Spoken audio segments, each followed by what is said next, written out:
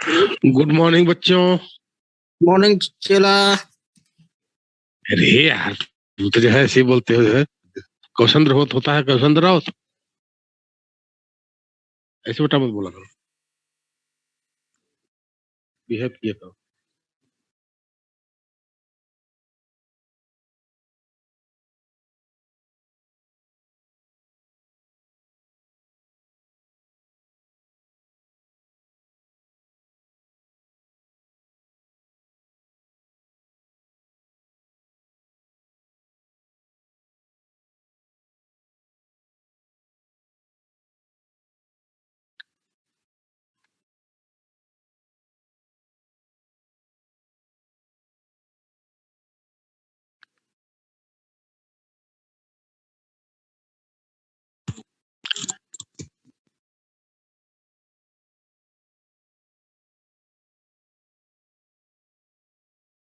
अब आराम से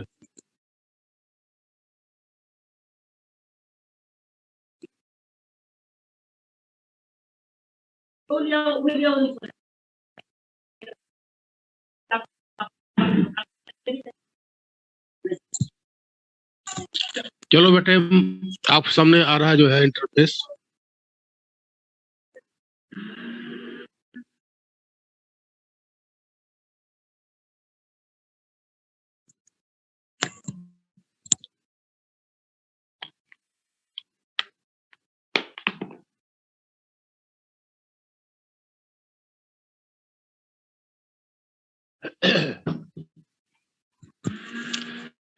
बच्चों मैंने आज शुरू कर रहा हूँ, यूनिट 5 है, सरफेस केमिस्ट्री।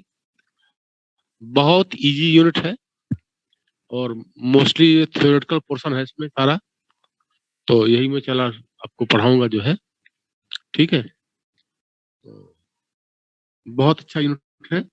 अब बिल्कुल सब जो है बिल्कुल पूरा इसमें है, सब सब थ्योरेटिकल, इसमें कोई न्यूमेरिकल नहीं है और आसान भी है काफी। तो इसमें है कि सरफेस केमिस्ट्री क्या होता है। हालांकि सरफेस केमिस्ट्री क्या होता है ऐसा तो कभी क्वेश्चन आता नहीं है, लेकिन फिर भी आपको जानना चाहिए। The branch of chemistry which deals with the nature of surface, यानी सरफेस का स्वभाव, and changes occurring on the surface, उस पर क्या चेंज होता है, it is called surface chemistry. हालांकि सरफेस केमिस्ट्री का कभी डिफिनेशन पूछा नहीं जाता है, लेकिन जानना चाहिए हो कि नॉलेज के लिए कि क्या होता है सरफेस केमिस्ट्री। इस चैप्टर में कुल 3 टाइप्स के टॉपिक्स हैं आपको जो पढ़ने हैं। एक है एडजॉर्प्शन, दूसरा है आपका जो है एडजॉर्प्शन और एब्जॉर्प्शन भी, इसमें एक छोटी सी डेफिनेशन है एब्जॉर्प्शन की भी।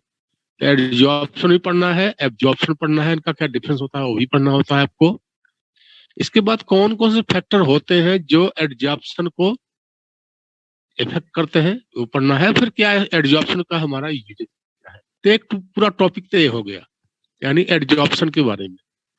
दूसरा इसमें टॉपिक है कोलाइडल स्टेट के बारे में। कोलाइडल स्टेट कैसे क्या होते हैं, कैसे प्रिपेयर होते हैं, ये सब पूरा टॉपिक है इसमें। क्या इनका प्रॉपर्टीज है, ये सब पूरा है। एक छोटा सा टॉपिक बाद में आपका एंजाइम के बारे में। तो यही छोटा टॉपिक है, थ्योरेटिकल है, बिल्कुल बहुत इजी है। तो इसको बच्चे जो पढ़ रहे हैं अभी समझ आएगा आपको। तो पहला है एडजॉर्प्शन। बेटा एडजॉर्प्शन जो होता है हम अपने डेली लाइफ में बहुत देख चुके हैं। पहले मैं थोड़ा एग्जांपल समझा रहा हूँ एडजॉर्प्शन क्या होता है, फिर आपको उसका डेफिनेशन भी बताऊंगा। एडजॉर्प्शन बेटा जिसे हम लोग क्लास में आप लोग पढ़ते हो, हम लोग टीचर आके पढ़ाते हैं आपको, तो क्या होता है बेटा कि इसे हम लिखते हैं बोर्ड पे चौक से। ध्यान रखना, जब हम चौक से लिखते हैं बोर्ड पे तो क्या होता है कि वो चीज जो हमारा जो चौक का जो हम लिखते हैं जो कुछ भी वो एडजॉर्ब होता है। यानी एडजॉर्प्शन कहाँ पे होता है, किसी भी सरफेस के ऊपर होता है, ये कभी इनसाइड नहीं जाता है।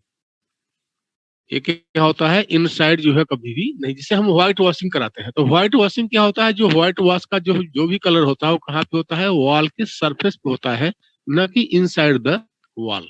ये सब क्या है एडजॉर्प्शन है। आपने देखा होगा घरों में जो है जो लेडीज होती हैं वे अपने जो है नेल पे जो है नेल को खूबसूरत बनाने के लिए नेल पॉलिश यूज करती हैं। तो नेल पॉलिश भी क्या है बेटा, वो एब्जॉर्ब होता है कहाँ पे, नेल पे। उसका जो कलर होता है कभी भी नेल के इनसाइड में नहीं जाता है।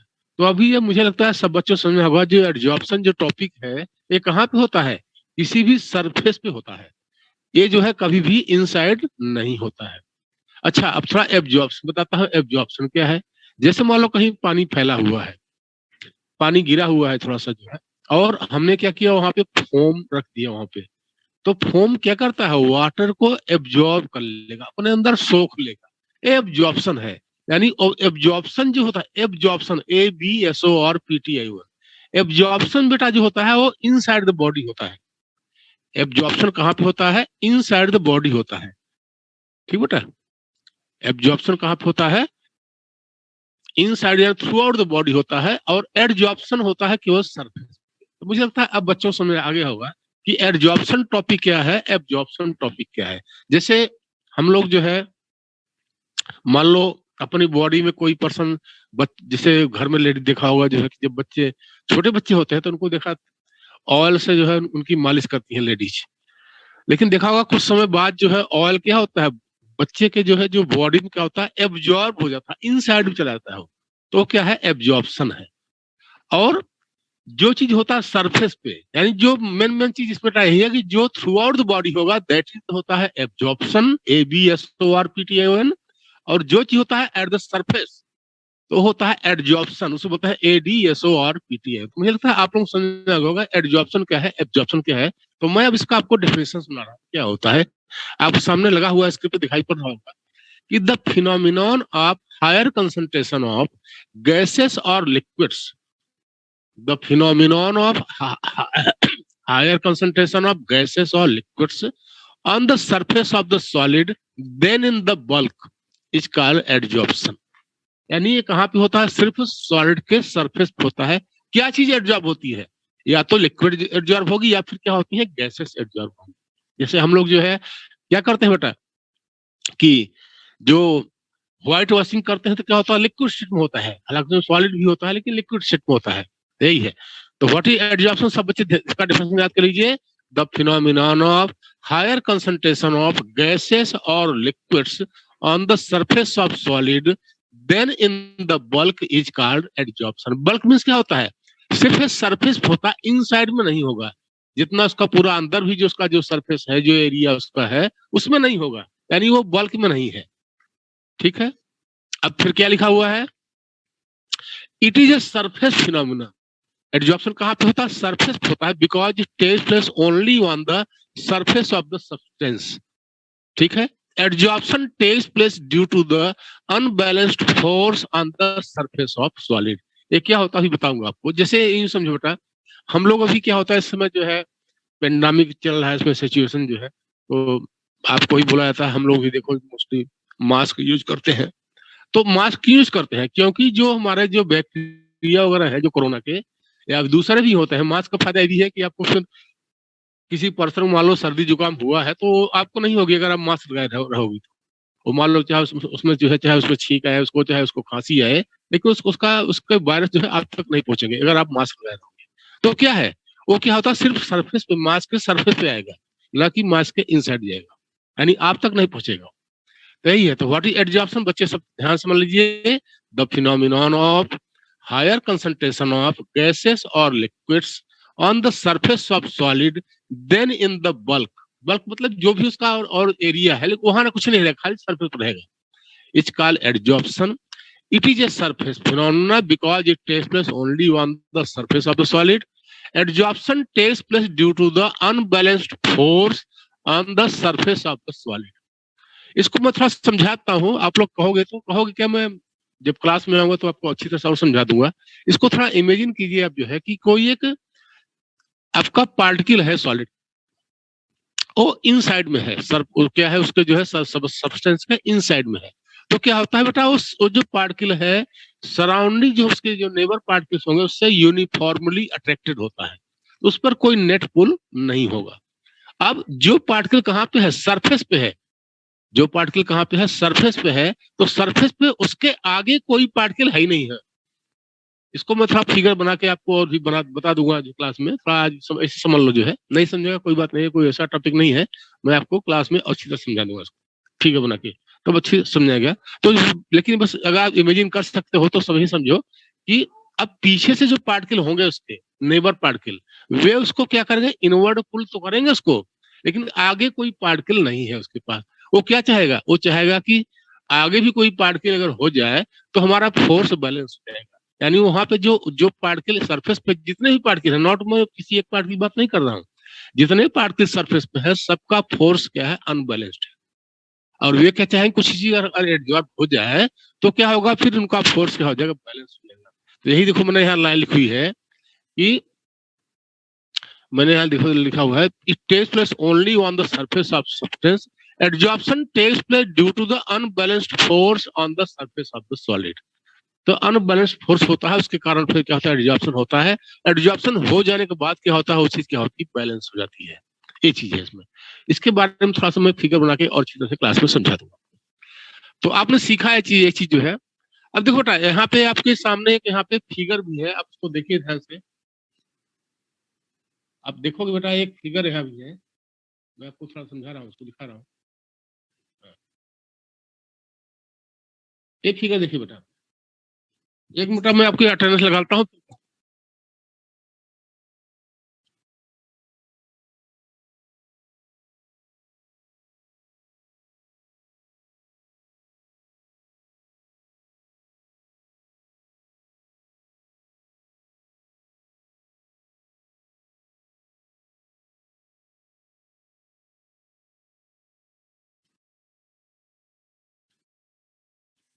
हाँ बच्चों, तो देखो आपको यहाँ लिखा हुआ है, एक मैंने जो सर्कल किया है रेड से जो है, उसको आप ध्यान से देखोगे, उसमें लिखा हुआ है एडजॉर्बेंट, और लिखा हुआ है सॉलिड स्टेट होता है। और आप देखो यहाँ पे जो आपका ऊपर जो है वो क्या है, एडजॉर्बेट लिखा हुआ है, गैसेस और लिक्विड। यानी एडजॉर्प्शन में दो चीज होता है, यानी जिस सॉलिड के सरफेस पे एडजॉर्प्शन होता है उसका हम यहाँ नाम देते हैं एडजॉर्बेंट। क्या नाम देते हैं उसका, एडजॉर्बेंट। और जो चीज एडजॉर्ब होगी उसे हम बोलते हैं एडजॉर्बेट। एग्जाम्पल के लिए थोड़ा सा अगर मैं डेली लाइफ का एग्जाम्पल दूं, तो जैसे हम बोर्ड पे लिखते हैं, तब बोर्ड क्या है, एडजॉर्बेंट है, और जो हम चौक से लिखते हैं वो चीज क्या है, एडजॉर्बेट है। अब समझ आ गया आपको, मुझे लगता है सब समझ आएगा। यानी जिस चीज पे एडजॉर्प्शन होता है, जिस सॉलिड के सरफेस पे एडजॉर्प्शन हैपेंस होता है, उसे हम क्या बोलते हैं, एडजॉर्बेंट बोलते हैं। और जो चीज एडजॉर्ब होगा उसे हम क्या बोलते हैं, एडजॉर्बेट बोलते हैं। ठीक है, जैसे मान लो कि तमाम पर्सन जो होते हैं जो है वो क्या करते हैं, अपने बालों में क्या करते हैं, डाई लगाते हैं। हेयर में क्या करते हैं, जो जिनके बाल सफेद हो जाते हैं तो क्या करते हैं, हेयर को डाई लगाते हैं। तो जो हेयर क्या है, हेयर क्या है, वो here this is the adsorbent है, जो कि उसके सरफेस पे एडजॉर्प्शन होता है। और जो डाई लगाई जाती है वो क्या है, एडजॉर्बेट है। तो मुझे लगता है आप लोगों को समझ आएगा होगा कि what is adsorbate bent, what is adsorbate. क्योंकि ये बार बार ये सब दोनों टॉपिक जो टर्म है दोनों बार बार आएंगे जो है, तो इसमें आप लोग कंफ्यूजन मत करना। यानी जिसपे एडजॉर्प्शन होगा दैट इज द एडजॉर्बेंट, और जो चीज एडजॉर्ब होगी वो क्या होते हैं, एडजॉर्बेट। तो मैं इसकी डेफिनेशन बताता हूँ, देखो बहुत सिंपल डेफिनेशन है। पहले बताता हूँ एडजॉर्बेंट की। The solid on the surface of which adsorption takes place is known as adsorbent. मैंने आपको ऑलरेडी समझा दिया है। एग्जाम्पल इसका क्या होता है, इसका जो है एडजॉर्बेंट का, इसको थोड़ा सा आप लोग समझ लीजिए। एक्टिवेटेड चारकोल, एक्टिवेटेड चारकोल क्या होता है बेटा, चारकोल मीन्स होता है कोयला। कोयला का जो पाउडर होता है उसको जो है काफी हाई टेम्परेचर पे हीट करके उसको एक्टिवेट करते हैं, तो वो होता है activated charcoal. Silica jail, silica gel पता नहीं हमारे लैब में है कि नहीं, देखना पड़ेगा, अगर होगा दिखा दूंगा आपको। Silica gel, alumina gel, clay, clay मतलब मिट्टी होती है, ये सब क्या होते हैं, एडजॉर्बेंट है। क्या होता है एग्जाम्पल उसका, एडजॉर्बेंट का, चार एक्टिवेटेड चारकोल। फिर भी आप लोग एग्जाम्पल याद करिए, क्योंकि एग्जाम्पल के बेस्ट क्वेश्चन भी आते हैं। तो activated charcoal, silica gel, alumina gel, clay, ये सब एडजॉर्बेंट होते हैं। तो आपने सीखा व्हाट इज एडजॉर्बेंट। अब हम बात करेंगे व्हाट इज एडजॉर्बेट। एडजॉर्बेट क्या होता है, तो बताया था मैंने, जो चीज एडजॉर्ब होती है दैट इज कॉल्ड एडजॉर्बेट। जैसे एग्जांपल करिए, the substance which adsorb on the surface of solid, are called adsorbate. Example होता है आपका जो है gases like ammonia, sulphur dioxide, chlorine, phosphine. पीएच3 मीन्स होता है फॉस्फीन, एक्सेट्रा आर एडजॉर्बेट। तो भी सीख लिया होगा आपने what is adsorbent, what is adsorbate. यानी उसको यूं समझिए कि जिस सरफेस पे एडजॉर्प्शन होगा उसको बोलते हैं एडजॉर्बेंट, और जो चीज एडजॉर्ब होगी उसे बोलते हैं एडजॉर्बेट। जैसे डेली लाइफ का एग्जांपल है कि जो आप रोज देखते हो कि हम लोग जब लिखते हैं ब्लैक बोर्ड पे या ग्रीन बोर्ड पे, तो जो बोर्ड है वो क्या है, एडजॉर्बेंट है। वो क्या है, एडजॉर्बेंट है। और जो हम चौक से लिखते हैं वो सब क्या है, एडजॉर्बेट है। तो मुझे लगता है आपको समझ आया होगा। एग्जाम्पल याद कर लेना कि अमोनिया है, सल्फर डाइऑक्साइड गैस है, क्लोरीन है, फॉस्फीन है, ये सब एडजॉर्बेट है, यानी ये सब एडजॉर्ब होंगी। और जो कोई सॉलिड हो गया like activated charcoal, silica gel, alumina gel, clay, ये सब होते हैं एडजॉर्बेंट। ठीक है, एग्जाम्पल इसका कुछ है, इसका जो है कि एडजॉर्प्शन का एग्जाम्पल वैसे केमिस्ट्री के लैंग्वेज में क्या क्या है। इसमें दिखा है नंबर 1 कि finally divided activated charcoal adsorb gases like ammonia, sulphur dioxide, chlorine, phosphine, carbon monoxide. Carbon monoxide काफी पॉइजनस गैस होती है, methane etcetera. Therefore activated charcoal acts as adsorbent and the gases molecule is called adsorbent. दूसरा example भी है animal charcoal. Animal charcoal क्या होता है कि अब नाम ही है इसका एनिमल चारकोल, मतलब एनिमल्स का जो इसका जो होता है, इसका जो राख होती है उसको बोलते हैं animal charcoal. Animal charcoal is use for the decolourising of a number of organic substances. यानी एनिमल चारकोल क्या करता है, जो तमाम सब्सटेंस होते हैं उसको क्या करता है, कलर को डिकलराइज करता है। जैसे आप समझो कि आपने गन्ने का जूस पिया होगा, ये थोड़ा क्या होता है, येलोइश कलर का होता है। ये क्या होता है, येलोइश कलर का होता है। लेकिन आप जानते हो जो शुगर कंपनी वाले होते हैं, इसी गन्ने के जूस से क्या बनाते हैं, दे मेक शुगर। तो क्या करते हैं, इसको डिकलराइज करते हैं। हालांकि एनिमल चारकोल तो आजकल यूज नहीं करते हैं वो लोग, जो है उनके पास तो बहुत सारी दूसरे केमिकल्स होते हैं, इसको यूज करते हैं। लेकिन पहले पहले प्रीवियस ईयर्स में एनिमल चारकोल यूज होता था चीनी में जो है उसके जूस को डिकलराइज करने। आजकल तो ये नहीं होता है एनिमल चारकोल। ठीक है, तो क्या होता है इसमें, क्या होता है उसमें जो है एनिमल चारकोल डाल देंगे, फिर उसको रोटेट करेंगे, तो जो कलर सब्सटेंस थे जो है डाई, वो सरफेस पे एब्जॉर्ब हो जाएंगे, बाद उसको फिल्टर कर लेंगे। इसलिए देखो क्या होता है कि अगर अगर जो है इसको डिकलराइज नहीं किया जाएगा, आपका जो आपका शुगर केन का जो जूस है, यानी गन्ने का जो जूस है, उसको डिकलराइज नहीं किया जाए, तो जैसा आपका गुड़ है उसी के कलर का फिर चीनी बनेगी, जिसको हम बोलते हैं खांड बोलते हैं, या फिर आप लोग यानी जो बोलते हैं जो है। ठीक है, तो होता है animal charcoal is used for the decolourising of a matter of number of organic substances in the form of their solution. Therefore, animal charcoal is adsorbent and organic dye is adsorbate. तो यहाँ पे आपको काफी मुझे लगता है clear हो गया होगा कि एडजॉर्बेंट क्या होता है और एडजॉर्बेट क्या होता है। एडजॉर्प्शन क्या होता है समझ आ गया होगा सब बच्चों को कि the phenomenon of higher concentration of gases और liquids on the surface of solid then in the bulk is called adsorption. Adsorption कहाँ पे होता है, इस सरफेस पे होता है, because it is a surface phenomena, it does not take place at the bulk में, कभी नहीं होता है। तो मुझे लगता है आप लोग समझ आ गया होगा। जैसे ही क्लास खत्म होगी तो मैं आपको नोट्स प्रोवाइड कर दूंगा, आप लोग पढ़िए और जल्दी इसको सब बता याद भी करना है आपको, वो बताया जाएगा आपको।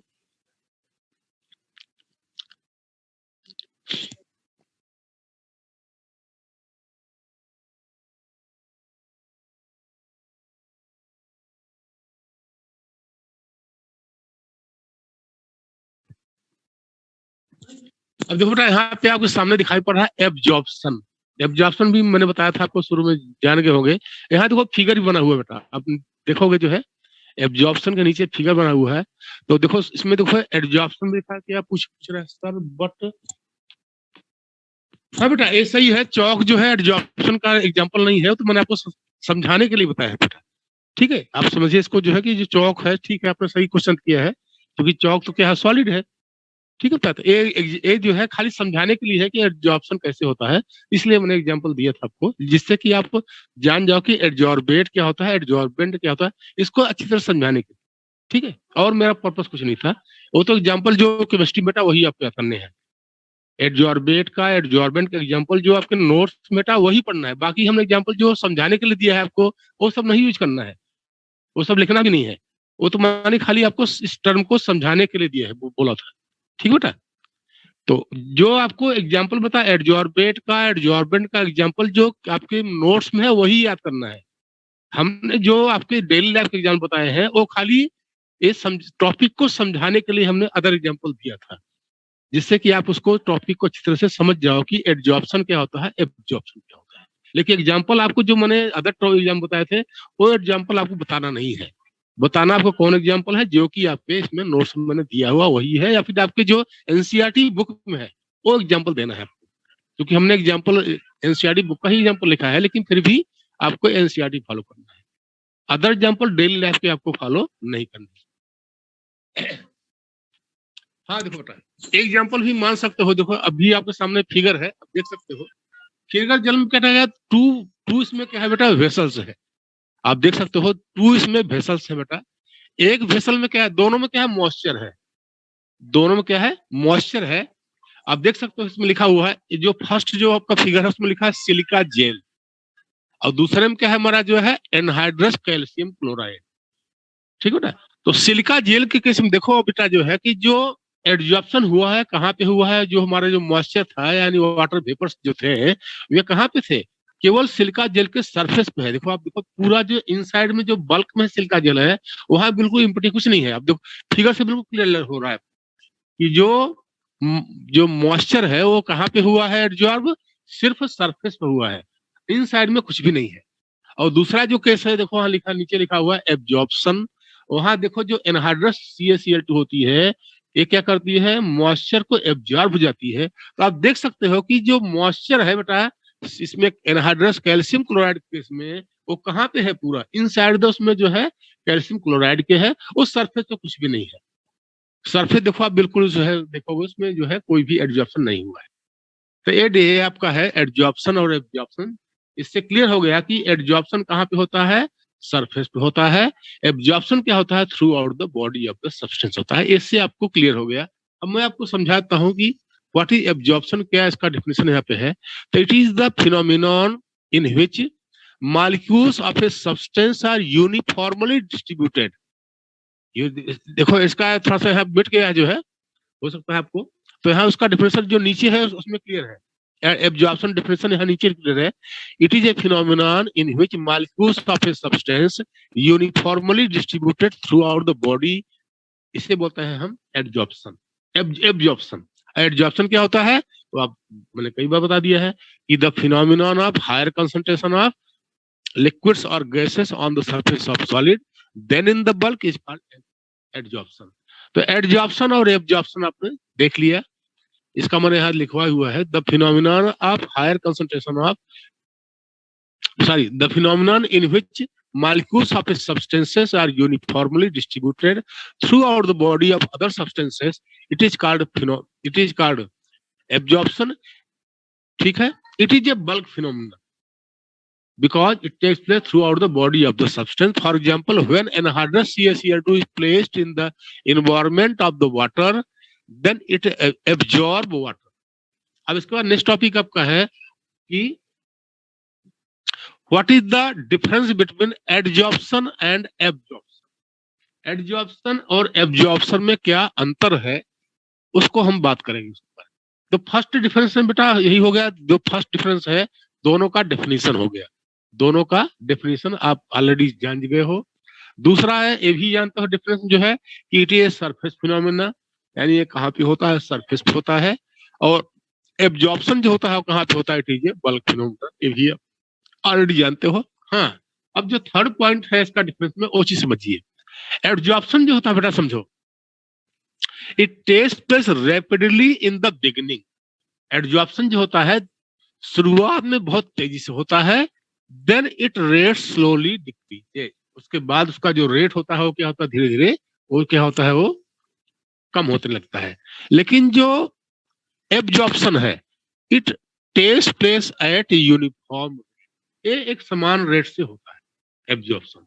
जबकि ये क्या होता है, बिगिनिंग में तो बहुत तेजी से होता है, लेकिन बाद में क्या होता है, इसका रेट जो होता है धीरे धीरे कम हो जाता है। तो ये हो गया this is the difference between absorption and absorption. और यहाँ बेटा समझ लीजिए बेटा, ध्यान से सब बच्चे, कि एब्जॉर्प्शन जो टॉपिक है, ये सिर्फ खाली इसका डेफिनेशन है, प्लस इसका यूज कहाँ पे है, डिफरेंस बिटवीन में है। बाकी एब्जॉर्प्शन का यूज कहीं पूरे चैप्टर में कहीं नहीं है। अब बार बार आपका एड्जॉर्बेट, एड्जॉर्बेंट, एड्जॉर्प्शन, ये तो टॉपिक ही बार बार आएगा। लेकिन एब्जॉर्प्शन जो है, जो थ्रू आउट द बल्क में होता है, थ्रू आउट द बॉडी होता है, उसको जो है खाली कहाँ पे है केवल डेफिनेशन है और डिफरेंस, और पूरे चैप्टर में इसका कहीं कोई जिक्र नहीं है। बात समझेंगे सबको। अब नेक्स्ट बेटा आपका है, इसमें एक होता है पॉजिटिव एड्जॉर्प्शन, एक होता है पॉजिटिव एड्जॉर्प्शन। एक क्या है, when concentration of adsorbate is more on the surface of adsorbent. यानी अब देखो बार बार आ रहा है ना एड्जॉर्बेट और एड्जॉर्बेंट, तो मुझे लगता है जान गए होंगे जिस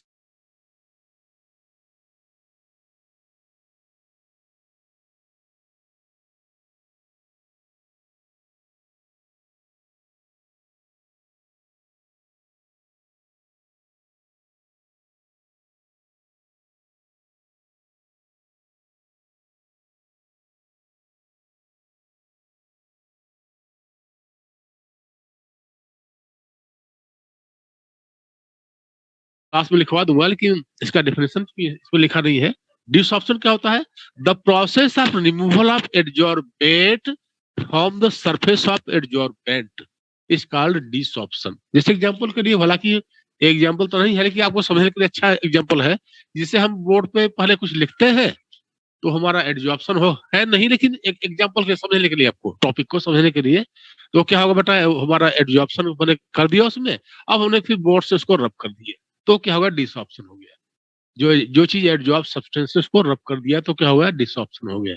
ठीक है। या फिर मान लो कहीं एड्जॉर्प्शन हुआ है, उसको अगर रब कर देंगे तो उसको क्या बोलते हैं, हम बोलते हैं उसको डिसऑप्शन। तो what is desorption, the process of removal of adsorbate from the surface of adsorbent is known as desorption. तो ये चीज एक और है, मैं इसके बारे में बता दूंगा। अब नेक्स्ट टॉपिक आपका है टाइप्स ऑफ एड्जॉर्प्शन। ये काफी इंपॉर्टेंट है, पेपर में आता भी है। एड्जॉर्प्शन कितने तरह के होते हैं, तो ये मोस्टली होते हैं टू टाइप्स के। ये काफी इंपॉर्टेंट टॉपिक है क्योंकि ये पेपर में कई बार जरूर आता है। एक होता है फिजिकल एड्जॉर्प्शन, दूसरा होता है केमिकल एड्जॉर्प्शन।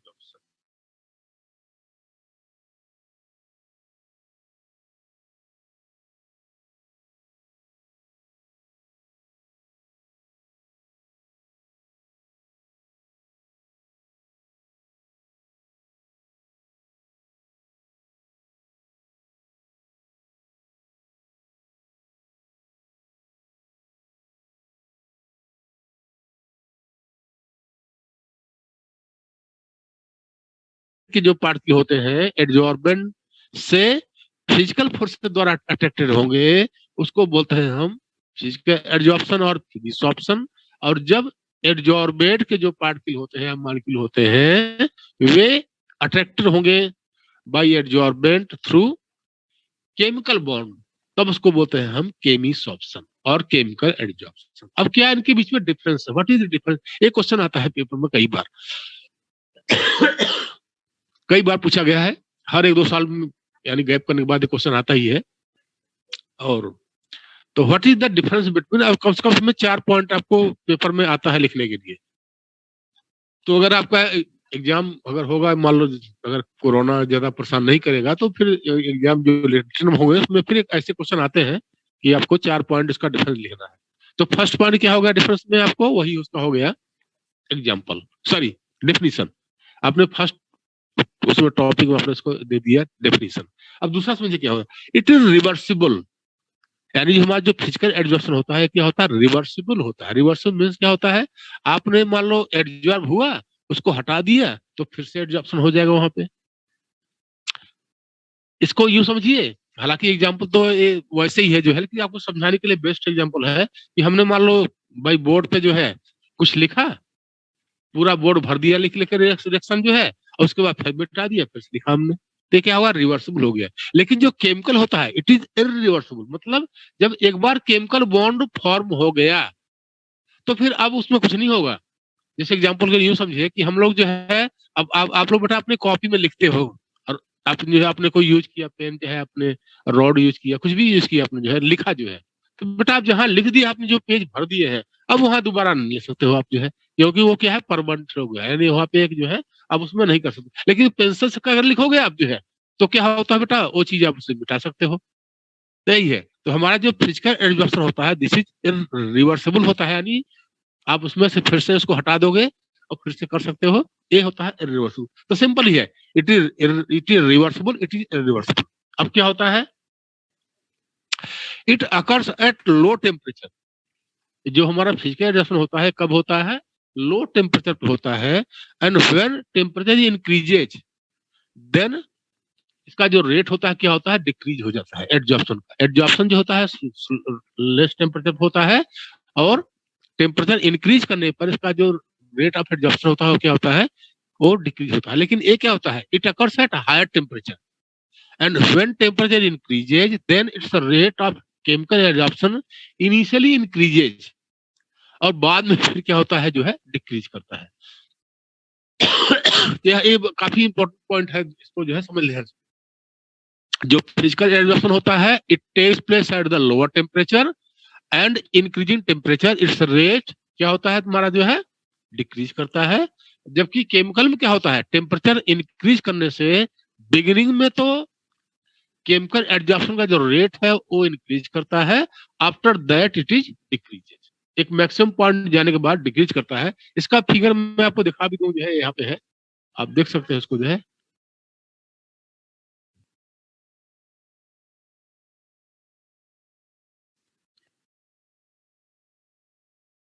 ये है बेटा, ये देखो नीचे लिखा फिजिकल एडजॉर्प्शन का और दूसरा केमिकल का। तो आप देख सकते हो फिगर जो है कि केमिकल में देखो, पहले जो है हमने क्या किया, टेम्परेचर हमने बढ़ाया, तो आप देख सकते हो कि पहले जो है एक हाइट तक गया जो है, उसके बाद फिर डिक्रीज हुआ है। जबकि केमिकल में क्या होता है, टेम्परेचर बढ़ाने से लगातार क्या होता है, कम होता है। आप उसका फिगर देख सकते हो, ये है liquid state is more readily absorbed.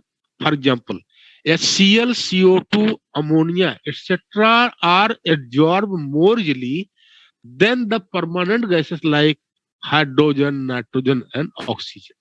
यानी हाइड्रोक्लोरिक एसिड, क्लोरीन, अमोनिया, इन सब गैसों का एब्जॉर्प्शन जल्दी होता है देन द जो परमानेंट गैस होती है लाइक हाइड्रोजन।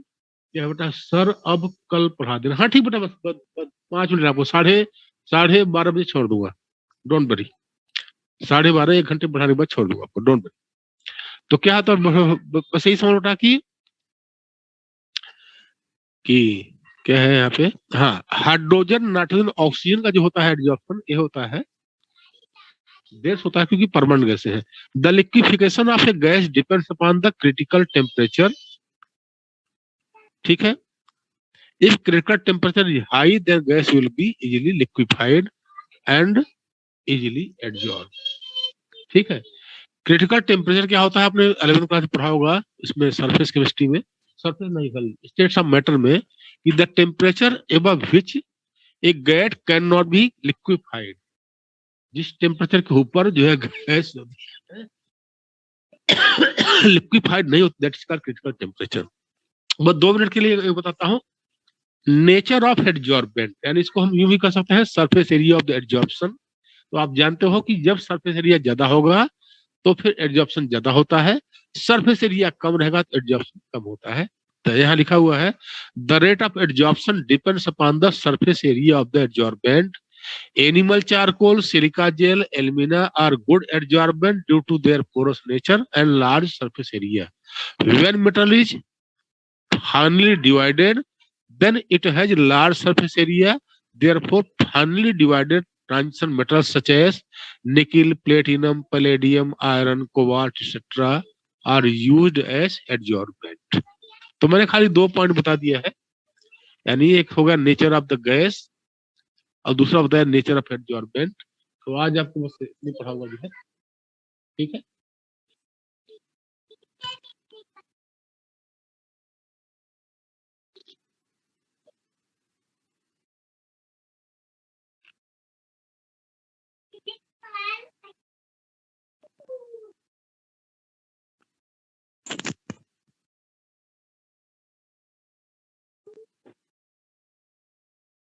तो बच्चों किसी को पूछना है कि मैं जो है मीटिंग ऑफ करूं?